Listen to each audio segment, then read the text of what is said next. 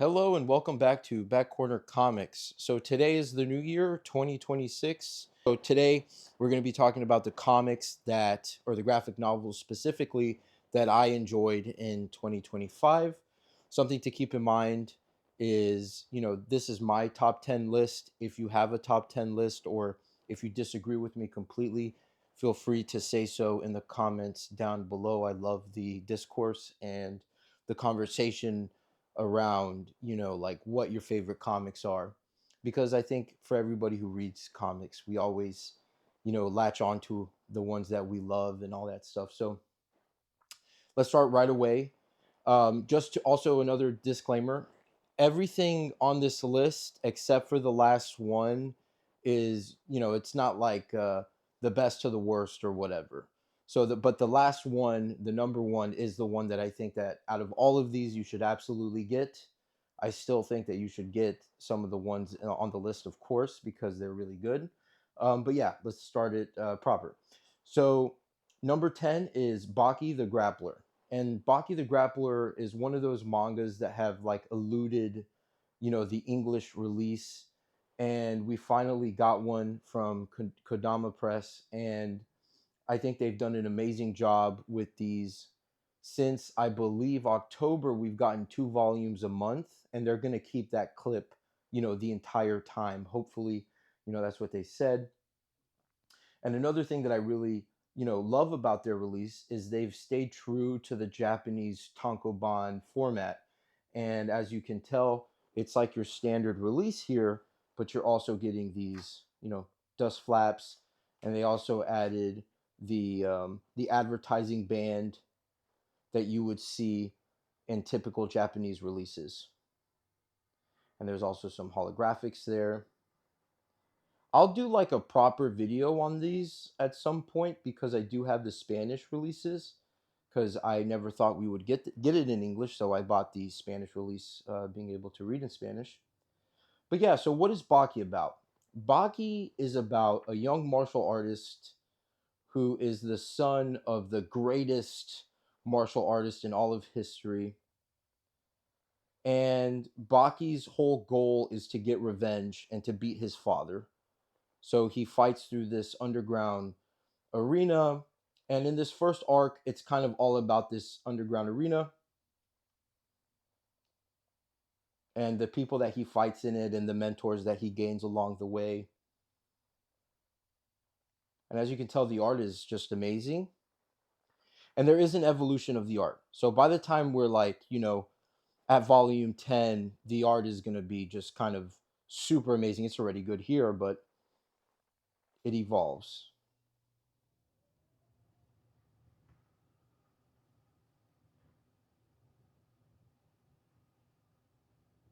So yeah, this is Baki the Grappler. I chose volume 1. I should have brought volume 2 maybe, but it's okay.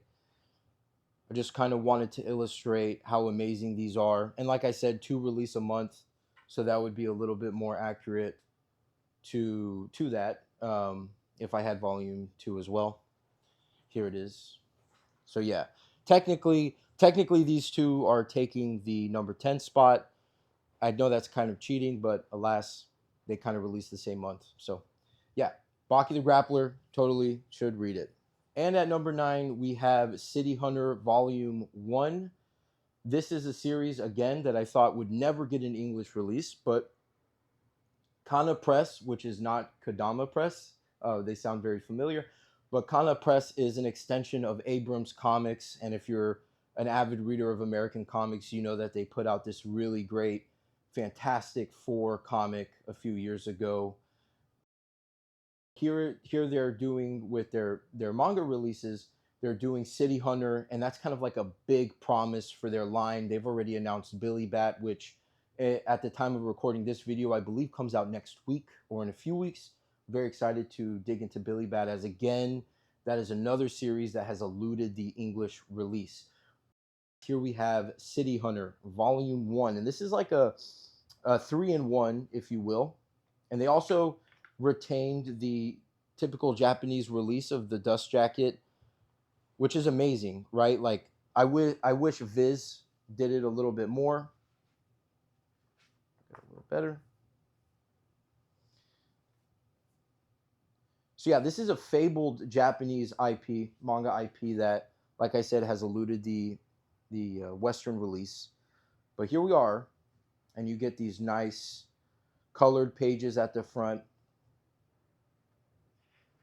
So yeah, City Hunter is about this guy who this is like a futuristic cyberpunk-y, not exactly all the way cyberpunk like the video game, but it's very much a future where stuff is a little bit lawless. Like a city hunter can they have a license to kill people, so you'll see him like maim and kill the bad guys. And this series is really neat because the art is just fantastic. The author did another series called Cat Eyes, which again was another IP that never got released here, but Kana Press did in fact bring that over the same month as they did this too, and I think they release the same months as well. I think Volume 2 is on the way. So as you can tell, it's a little sexy. He's like a James Bond-like character. So yeah, the series follows this main character. I forget his name, but it's really good. Whatever. It's a bit of like a love thing going on. He has a friend who's his partner who dies tragically on a case, and then the partner's sister shows up, and the main character kind of takes care of her. That's her, and he sees her through like this mentorship / romance. And as you can tell, the art here is fantastic. His name is Ryu Saiba. I just remembered. My lovely assistant just reminded me. Thank you, Danny. But yeah, as you can tell, some good pulpy action, Japanese pulpy 80s action. And this was like huge in the 80s, by the way. Like this was one of Shonen Jump's biggest titles at that time. You got some, schoolgirl stuff. This dude's also a pervert too. So if you're not into main characters who are a little pervy, which I totally understand, I do not recommend this. But the heavy use of blacks and contrast. I mean, this dude looks like he walked off the pages of Fist of the North Star. Which we need to look at some of those comics here. At the corner, at the back of the corner of the comics. But very fun series. It borders on action, humor, espionage, that type of jazz. And honestly, some city pop is really good to listen to while you read this stuff. If you're not a fan of city pop, I don't know what to tell you. But this is the personification of city pop. Okay, this is good stuff. Now for our 8th title on the list is The Legend of Kamui by Shirado Senpei. Again, all right, we got to keep in mind, the last few titles have been mangas that have been released the last year that have eluded the Western release, and here we have another, and this one is fantastic, and I'm so happy that Drawn and Quarterly is sticking behind this amazing title, and they're going to do the entire run. It is releasing a little slow for my tastes, but every few months we get one of these deluxe, beautiful soft covers. And so The Legend of Kamui is really about the class struggle during feudal Japan, where you had these rice farmers that were really being taken advantage of. And then you had these very, the aristocratic, rich people. I mean, this is a storyline that is consistent in many cultures during many generations. I mean, to this day, we still live through something akin to that. And that kind of makes this type of story timeless. And especially the way that Shirado Senpei takes his time to tell this story makes it feel like this magnum opus. Now, I've never read the fan translations. I never read the Viz stuff that came out way back when, which was, it did not include the prologue part of the story, which is pretty dense. That takes up most of Volume 1. As you can tell, we have Volume 2 here.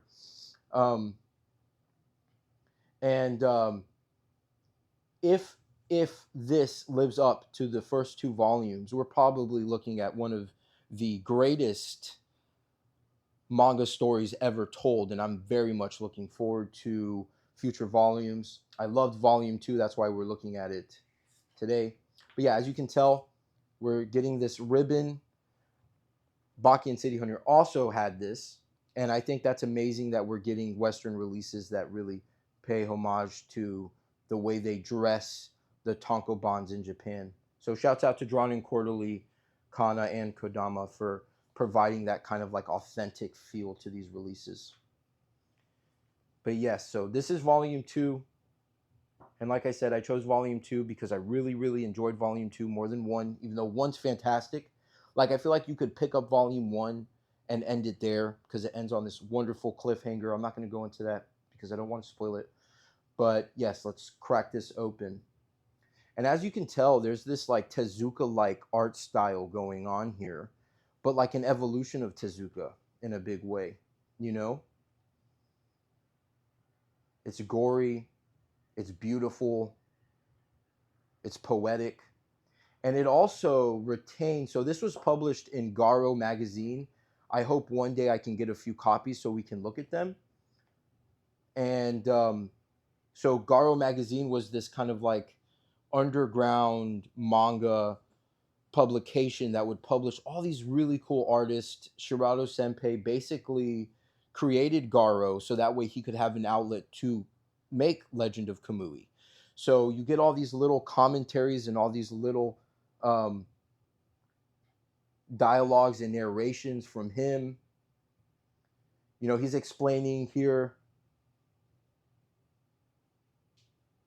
He's explaining like basically what happened between two characters and the loss of honor and stuff like that. And you don't need that, but it's great to have the author's voice in between the chapters and stuff going on within the plot, because it gives it this, it grounds the story. He's explaining, you know, the class systems and, you know, etc, all that great stuff. And there's this wonderful storyline with this wolf here that starts in volume 1, and that's kind of like the prologue. He says that, you know, at the end of that prologue in the first volume, he talks about how, you know, the story between the wolf storyline and then the storyline with the humans is not related in terms of him trying to, you know, create an illusion or anything like that. However, I disagree because it's kind of, that's exactly what he's doing, and maybe it's like a tangent he wasn't aware of, but I find it very fascinating that he is showing discrimination in the world of animals and then also showing discrimination in the world of humans, and then those two worlds colliding in a very interesting way. But yeah, the story basically follows this young kid named Kamui who becomes a samurai to help liberate his people from the class system. And, you know, I'm not going to go into it too much because I really do think that you should pick this up. But there's this wonderful storyline of him becoming stronger and more powerful so that way he can defend his people. But it's not only him. It's, you know, this kid right here is practicing to be a samurai, and his family gets betrayed by another family of samurais. And so all of a sudden you have this great noble guy who's in the same level as a farmer pretty much. And so he becomes like this vagabond, this ronin, if you will. And do him and Kamui team up to destroy the class system? I don't know, maybe. But wonderful stuff. I'm very excited for future volumes of this. And the artwork is just fantastic too. I'm kind of rapidly going through these so the video isn't like, you know, 40 minutes long. But this is the Legend of Kamui, and it's definitely worth your time, and it definitely deserves the spot of number 8. And so number 7 is none other than a recent collection of Robert Crumb stories. And this is, the collection's called Existential Comics. And this is selected stories by Robert Crumb. And the editor is Dan Nadal, who recently did a biography on Robert Crumb. I've read a little bit of it. It's pretty good. And this specific collection collects a lot of the stories that I appreciate, and specifically the era of Robert Crumb comics that I love, which is the 80s to the present. I feel like his line work and the stories that he's trying to tell are a lot more relatable than, you know, the strange sexual esoteric stuff that he was doing in the 60s and 70s. But yeah, let's crack this open. This is published by David Zwirner Books. I believe that's how you say that. If not, you can make fun of me in the comment sections below. So yeah, it immediately starts with the existentialism. This collection is a beautiful hardcover, by the way, if you haven't noticed. It's one of my favorite drawings of Robert Crumb, or by Robert Crumb. Maybe that is Robert Crumb in his mind. You get this wonderful introduction by Dan Nadal, which I totally recommend reading if you pick this up. And so yeah, you have all like he's like trigger warnings. These comics are not for everybody, and so he's talking to the modern audience here, and I find that very fascinating that we have Robert Crumb to this day still making comics. Like Fantagraphics just published Paranoid Comics. I forget the exact name, but it's like this brand new release from Robert Crumb, and we're just so lucky that he's still around and he's still kicking. Rest in peace to Eileen Crumb, who was a backbone for him and stuff. Yeah, Tales of Paranoia. There we go. But yeah, here we have this particular section of the book it's good, but it's also like very repetitive. Oh no, not this one. Never mind. This is from a journal, like an autobiography. Boswell's London Journal. And this guy was a bit of a perv, as you can tell. He can't keep his hands to himself. But yeah, he's like this big perv that's just trying to get laid back in the day. I think that's kind of cool. It's interesting. It's a nice little insight into, how men have not changed very much. It's all about chasing, pretty much. This is a really good kind of like thought process of the 60s and kind of the failure of the hippie movement. And I find it so interesting that Robert Crumb was there during the first wave. He was on the ground and he saw all of this go down. This is an all-timer. This was published in Weirdo magazine, which I read it there. Weirdo magazine is awesome. But yeah, this is a good menagerie of comics by Robert Crumb. Some stuff about him getting laid. This is a really good one. He had this like artist block, and basically he's talking about being a family man and how is he going to provide for his family if he can't draw comics, because he's kind of like fucked himself into that's all that he can really do. And he has this conversation with a farmer who's his neighbor at the time, and it really boosts him to be able to make that comic that that's in the book. This is really cool. This is about a jazz musician who had a voodoo curse put on him, and as you can tell, the line work is just fantastic and very dense comics, so you're definitely getting your money's worth whenever you do get this. If you do get this, Psychopathia Sexualis, this is very weird. So this is what I was referring to earlier, where it's a little repetitive, and it's basically this psychiatrist's journal on patients who had these really weird sexual kinks, like a kid having to, like he loved the soles of shoes and he would get off on that. And very interesting, a weird look into humanity by one of the greatest American artists. So, it's like this really great double entendre. This guy liked getting stepped on and like in his, stepped on his face and stuff, which is just crazy, crazy stuff. And of course, Robert Crumb is the one that's going to highlight this stuff. But my favorite Robert Crumb comic is in here. And it's about one of my favorite American authors, The Religious Experience of Philip K. Dick. This is really fantastic. Philip K. Dick had this kind of like big hallucinogenic mental breakdown when he was tripping acid, I believe. And it's kind of really sad.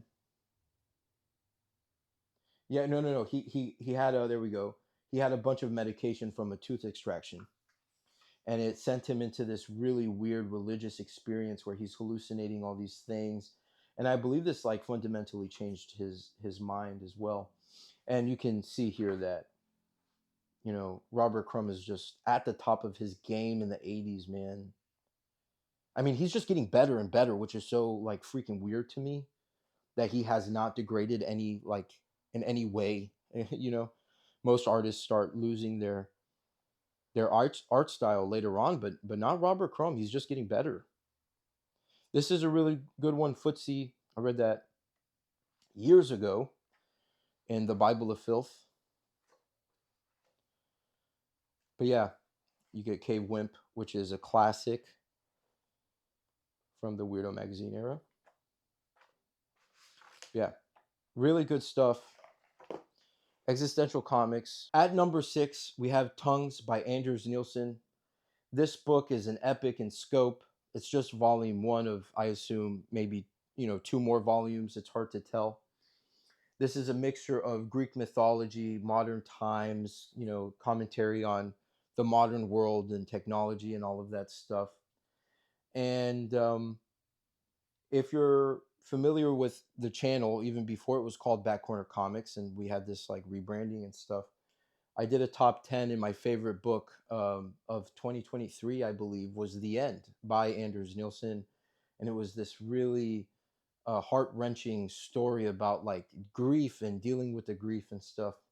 And I'll link the video at the end of in the description so you guys can see that part.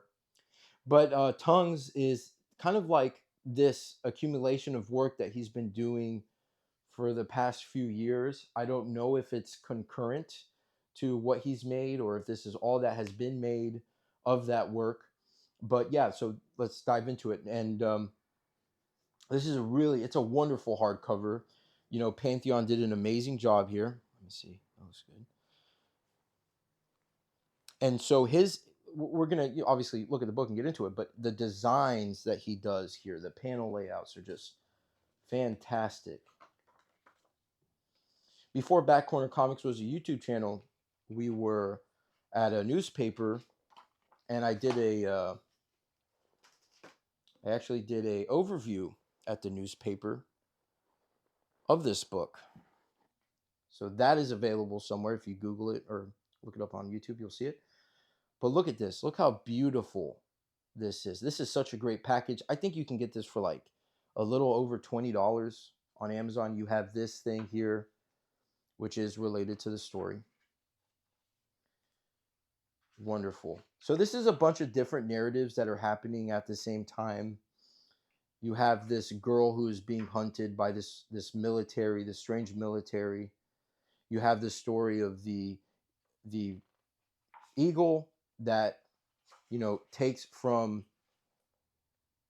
I forget the guy's name, Prometheus's liver. If you're familiar with the Greek mythology, this eagle eats the liver every day from Prometheus for his punishment of giving the power of fire to humanity.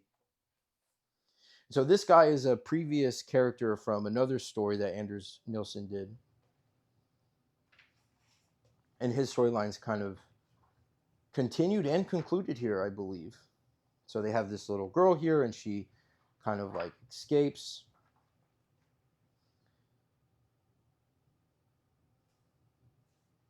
I believe this is Hades, so this is the bad guy. It's been a while since I read this, so it's a little like murky in my mind of all this stuff, and there's a lot of stuff going on here too. So this is Prometheus talking to, it's not Hades, it's Zeus. I believe it's Zeus. So they're having this conversation, and as you can tell, the way he draws, the foliage is just so beautiful. But his art style evolves throughout this too. So it's a little simpler there. But it gets more complex. And you can tell, like I was hinting at earlier, you have amazing panel layouts here that are just so fun. This is one of those stories where it's very long. Wow. Just wonderful stuff.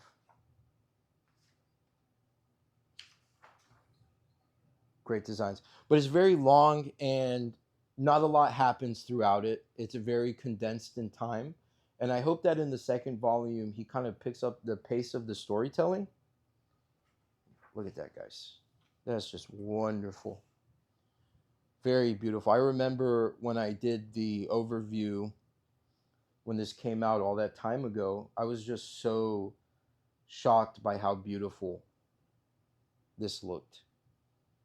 Just fantastic. I think this came out in December of last year. So technically, there's some stuff in this, some books in this list that are not, a 2025 book. They came out in 2024, but I really love them, and I read most of them this year, all of them this year, not most of them, all of them. I'm selling myself short, but yeah, wonderful stuff. A lot of action. Just basically Zeus kind of, and if I'm wrong on that, please tell me in the comment section below, because I do believe it's Zeus. I don't want to show you too much. But yeah, really great stuff. This definitely deserves its spot with these wonderful, life and death type of stuff. Great stuff. So this is Tongues by Anders Nielsen, published by Pantheon Books. So rarely does Fantagraphics allow books to go out of print. Of course, it happens in the age of collected editions. I mean, it's impossible to keep everything in print, right? But they do a really good job at making sure that, the really good titles are available. And Turn Loose Your Death Rays, which is a complete collection of Fletcher Hanks comics, was out of print for years. And I remember putting it in my in-stock trades cart and not buying it so I could probably buy some, Marvel Omnibus, which there's nothing wrong with, against Marvel Omnibus, but come on, I really failed. I failed there, and I felt like I missed the boat on getting this book for a decent price. And whenever I got the catalog to pick, which advanced titles I was going to get from Fantagraphics, I saw it and I was so excited that they were reprinting it. It's a soft cover, but it's a very good soft cover. And let's dive into it. Fletcher Hanks is a golden age artist who had a brief history in the world of comics, but the stuff that he did was just fantastic, weird, and strange.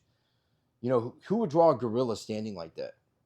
Only Fletcher Hanks could, and you got this weird little like voodoo tree monster. This story is really weird. I mean, all the stories in here are very strange and the powers don't make sense.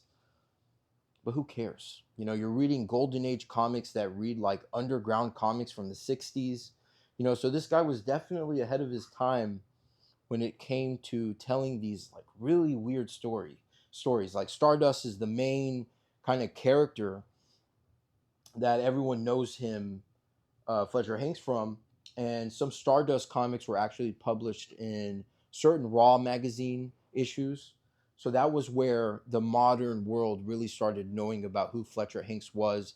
And it wasn't so much, small groups of comic collectors who, liked the id factor of Golden Age stuff. But you get a nice, good essay up here, front-ended, with where he came from, how his life ended. Unfortunately, he turned into a bit of an alcoholic. He left his family. His son didn't care for him. I think that's the weight of genius. Is sometimes you're not the best person in the world. There's some early works that he did, early cartoons. You get this. This is like a little comic thing he did. I really didn't enjoy that too much, but all this sci-fi stuff that he did, all this like magical stuff, Big Red McClane, this is a really weird storyline that I believe is an evolution of another storyline that he did. This one's really good. Phantoma, Mystery Woman of the Jungle, it's just like so cool. She has this like spectral version of herself that she sends out to do the deed of destroying evildoers. Yeah, Big Red McClane. I've been watching a lot of Haha You Clowns by Joe Kappa. It's a cartoon on Adult Swim, and I feel like Joe Kappa might have maybe looked at some Fletcher Hank comics and was influenced because the proportions are very similar. Yeah, look, more Phantoma stuff. The colors are amazing. They didn't really remaster the colors or anything like that, which is amazing. And this was a really great collection. I'm happy Fantagraphics reprinted it and sent it my way. Really good stuff here. And definitely a highlight of this year. You know, we have another great Fantagraphics title coming up, and that maybe might be number one, but we'll see. Don't want to give too much away. But yeah, so this is the complete works of Fletcher Hanks. Turn loose our death rays and kill them all.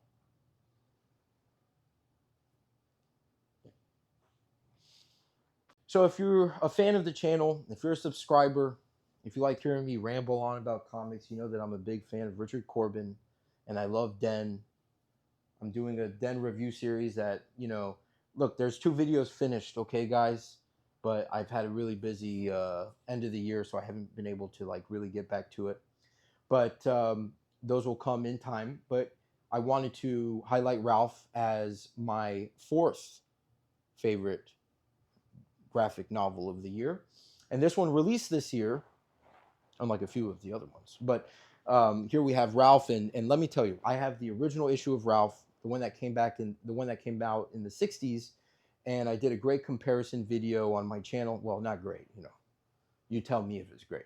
But I did a comparison between this version and the old version, and somebody in the comments section actually said that they prefer the old version. Well, I will say to you, sir, that you are wrong, in my opinion, because this version is fantastic, and it was remastered as all the other books released in this Richard Corbin library by Jose Villarrubias, and this one is amazing and no exception from the rest.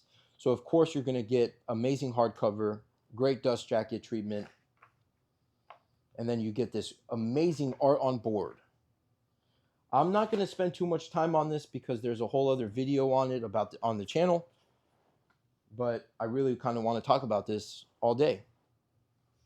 But yeah, really great physical item, amazing end papers. I'm a big black and white guy. I appreciate the art, and I know Jose Villarrubias has done a lot to remaster the color specifically in those other Den titles, and I appreciate that work, and I love it, and it looks amazing. But the way that he remastered the black and white within this specific volume is fantastic. And look, you get an introduction by Hayao Miyazaki. Come on. He put his pitch to do an animated version of ROWLF, which they denied, which sucks, but whatever. But as you can tell, the line work here is crisp, clean, it's beautiful. And I also recommend everybody to follow Jose Villarrubias on social media, because he'll talk about his process, and then on top of that, you get snippets of what he's working on in the Corbin library, and that's always a good time, you know. But this is one of the greatest pages of ROWLF, and just have it in such clarity is fantastic. I'm a big fan of this release, and it's a must own if you like horror, if you like fantasy, if you like sci-fi. I'm not going to go into the story because, again, it's, you know, I have a video on the channel about it, and I kind of went on about that in the video. But it's not only ROWLF collected here. This is all that's ROWLF in here. You know, just this. The rest is these great werewolf stories that Corbin did that kind of connect to one another. Very Hammer-esque stories, like Hammer films. Great line work, amazing art, beautiful women. Yeah. So that is ROWLF.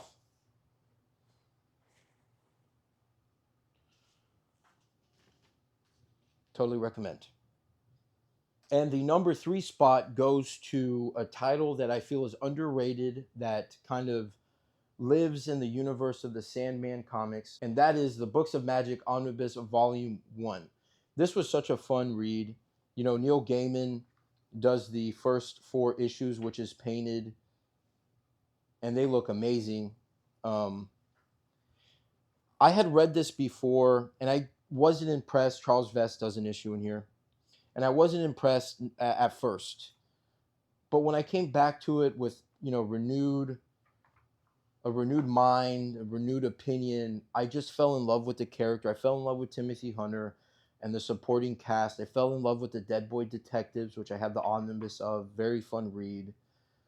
This is a book to get, an omnibus to get. If you have, if you like Sandman and you kind of want to fill your shelves out, I recommend getting all 3 volumes of the omnibus. I've only read this one. I have not read the other 2, but the creative team on here is just so fantastic. They know what they're doing with Timothy. They know what they're doing with their main cast, and it was just such a blast to like read this. It took me a month. I mean, this book big, this book real big, and you get all this amazing art. Now, I will say, when look at that, Charles Vest does like I think like 12 covers for this series, and it's amazing every time. But one of the things that I will say is that the art at first is not very good in the mainline title. You can tell they kind of struggled to get an artist that fit the tone, in my opinion. This is just too scrabbly. It feels too House Vertigo type of stuff. But as you push on, like the main penciler is Peter Gross, who inked those previous issues, and wow, I mean, the characters finally like come to life, and this is Molly, who's Timothy's girlfriend, who does not hide her feelings from him, and I really appreciate that, in a YA story, because usually you have this, I like you, but I'm gonna act like I don't like you, and blah. Look, listen, we don't have time for that. Okay, we need the romance right away, and I feel like the romance here between Molly and Timothy is so beautiful, and it feels so real and so strong. And there's this whole other like future version of Timothy who becomes this evil wizard, because that's kind of like his whole thing. He has the promise of becoming the greatest wizard or the most evil sorcerer in history. I'm all over the place with this one, but I just think this is a must read. I really enjoyed this. Like I said, I just finished volume 1, so here's another great Charles Vest cover. So I'm very much looking forward to the continuation of the storyline. Here you have that Timothy that is kind of like a failure. He's evil, but he's kind of being manipulated by Barbados, the demon. They go to hell, but amazing. You got these amazing covers. You got Michael Kaluta covers. Hello. But yeah, this is Books of Magic, and this takes the number 3 spot on the list. And our number 2 spot is taken by Friday, the complete series by Ed Brubaker, Marcos Martin. So Friday is this really interesting series, because it initially started as a web series that you didn't even have to pay for. I mean, you could tip, the creative team if you wanted to. You could pay them, $100. You could pay them $2. And that was all during COVID, which is very interesting to me, because they were kind of giving people a way to read comics at home for basically nothing. And then they released 3 trade paperbacks that collected the series. Now, this is not oversized. When we talk about oversized, this is not the trim size for that. However, it is oversized for the series, because the trade paperbacks are much smaller than this. I would say they like end right about here. So this is oversized for Friday. So I'm a big fan of Ed Brubaker, and my partner was telling me that, they wanted to read a comic. They wanted to read something, and I thought it would be so interesting if I got them an Ed Brubaker comic, because I had just read Pulp, and I thought Pulp was fantastic. And so I bought Friday the trade paperback because it has a strong female lead, and they love that stuff. So I gifted that to them, and they read it in one sitting, or two sittings, and they kept telling me on how much they loved it and how amazing it was, and that I had to read it. But I told them, I'll wait for the hardcover, because I know Brubaker, typically gets these like really great hardcovers. And here we are, like 3-4 years later, and we have the hardcover of Friday, and I finally sat down and read it. And let me tell you guys that this series is pulpy, it's horror, it's commentary on pulp, and the idea of being a kid. It feels like Nancy Drew and the I forget the other name. I think it's like the Boys Detective Club. It was like a series of these books that released in the 50s and 60s. I'm sure some of you know exactly what I'm referring to. Sometimes Costco has all of them in like one big like slipcase. But here is Friday, and let me tell you guys, this was fun. It was exciting. It was different. It went places that I didn't expect it to, and it has this ending that shouldn't work, but Brubaker and Marcos Martin just kill it, and they, you know, the story is one thing, but then the art is another. And I think Marcos Martin really, this was my first Marcos Martin thing, by the way. And I didn't know about him beforehand, but now I know about all the stuff he's done. He, did 2 issues of Absolute Batman, which was, no pun intended, absolutely amazing, you know, and the way he draws his lines and leaves these big open spaces and the characters for all this color. But whatever, let's get into Friday. And boom, nothing gives you the feeling of a deluxe edition like end papers. So what do those end papers usually are? Sometimes it's boring stuff, sometimes it's really good art. And here we get what you would get in an amazing fantasy story, and that is a very well drawn map. And this is where everything happens within Friday, which is in this small town of Kings Hill. And there's all this previous story that we really only see glimpses of, and that's Friday and her, pseudo best friend, pseudo boyfriend kind of thing, Lancelot Jones. And this is Lancelot, and this is Friday. And as you can tell, the art and the color are really pushing this past, you know, past just the story. Lots of snow. So all of this takes place on a Christmas vacation that Friday is taking from college. She meets up with Lancelot Jones, and they're instantly on a case, just like, before she left for college. And there's this whole mystical thing going on with a witch.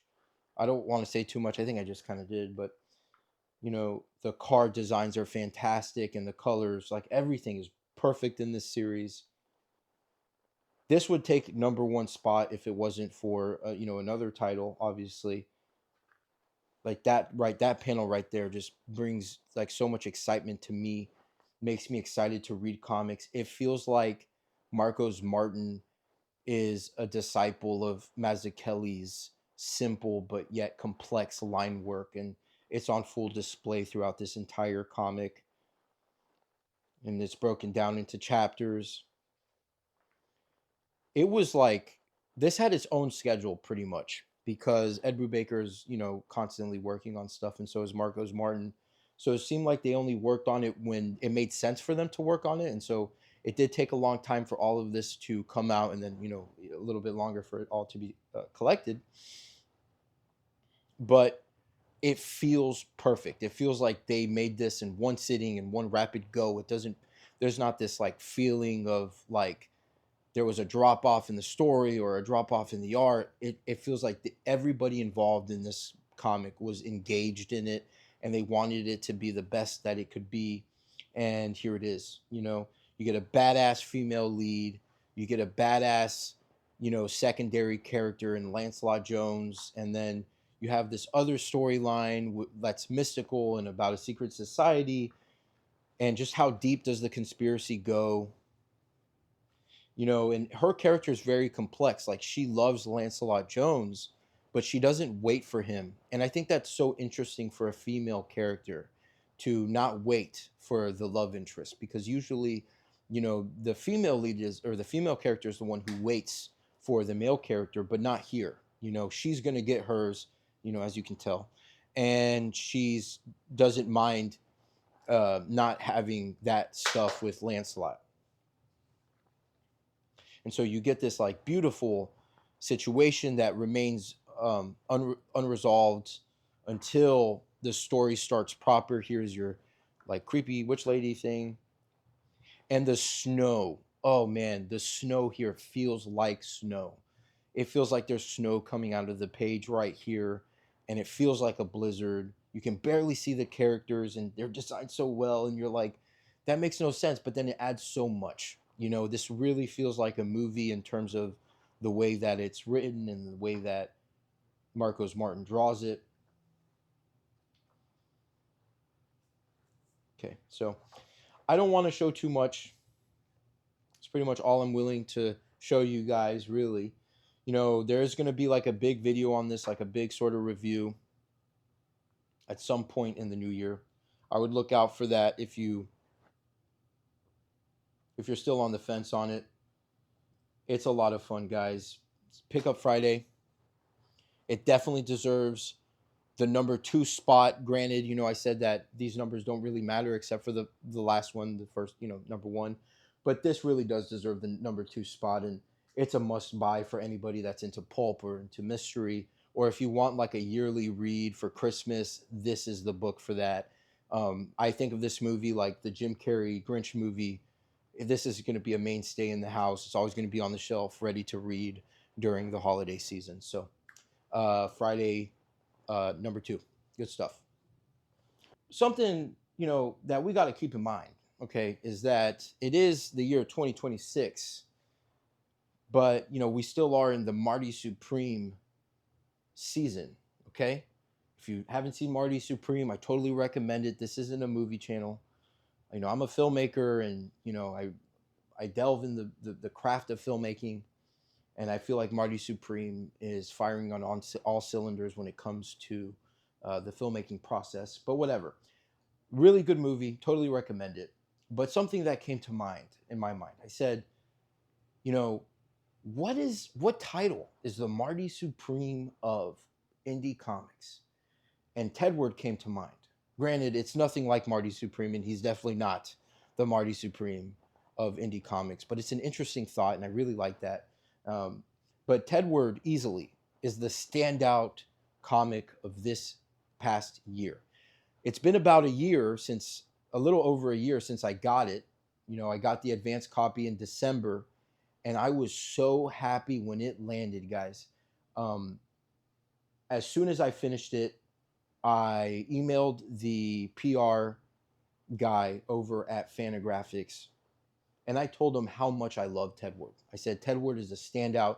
Josh Pettinger deserves to be in the pantheon of cartoonists at Fantagraphics, and I hope he's a mainstay there. I hope they give him a home for all his work because he really is a phenomenal cartoonist.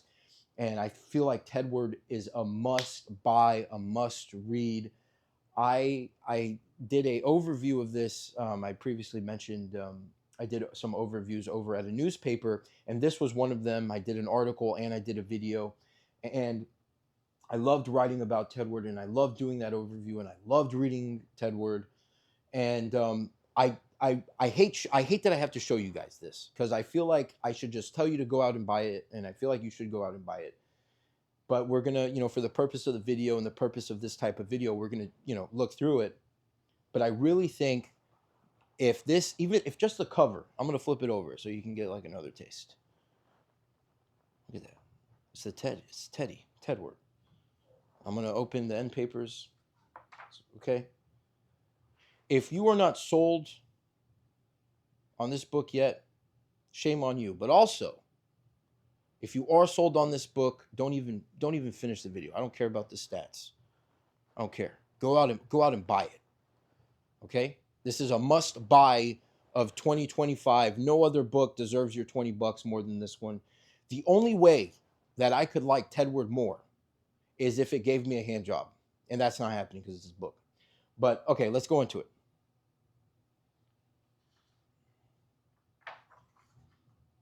There's Tedward. And there's Tedward too. And that's him as well.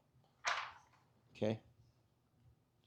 Power Wash is an insane storyline. I'm not going to go into it. I'm flipping through this, guys. Tedward, it's a story about a guy just trying to get by, trying to do his best ability, trying to get laid.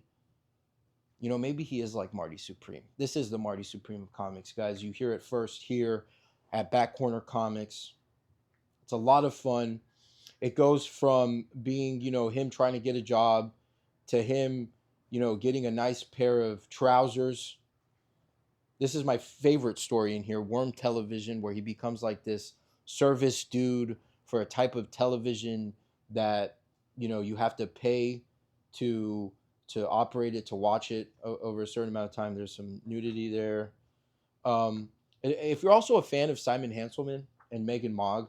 Simon Hanselman actually does a guest story in here, and I feel like Simon really knows Tedward. I feel like Simon gets Tedward. Maybe Simon is Tedward. I don't know. But he totally gets it. He totally understands the character. And this was fun. It's on the same level as the rest of the stories in here. The art style is, of course, different because it's done by a different cartoonist, but he is able to really kind of inject his kind of storytelling and his type of art into this, and it just feels right. It doesn't feel wrong in any capacity. And you get a bunch of stories here that were originally self-published by Josh Pettinger. I really wish at that time that I could have supported it when it was being self-published, but I couldn't. Clown Meat is a really good one too. All of the stories here are fantastic. This is a one and done, I believe. I don't think there's going to be more Tedward. I hope there is at a certain point. Josh, if you're watching this, I know you have Pleasure Beach coming out, which, I'm excited to read that. But I would love to see Tedward continue, even if, it's just like a one-off thing. Tedward's an amazing character. And as you can tell, it gets really trippy. I don't want to show much more. But Tedward is definitely worth your time, worth your money. And it is my graphic novel, my favorite, my number one graphic novel of 2025. Can't recommend it enough. And that's it. And so that brings us at the end of our top 10 of the year. I think we've had amazing titles, titles from yesteryear and year before that, Books of Magic. We had, amazing all around stuff come out. Friday was fantastic. Finally in a hardcover. Really loved it.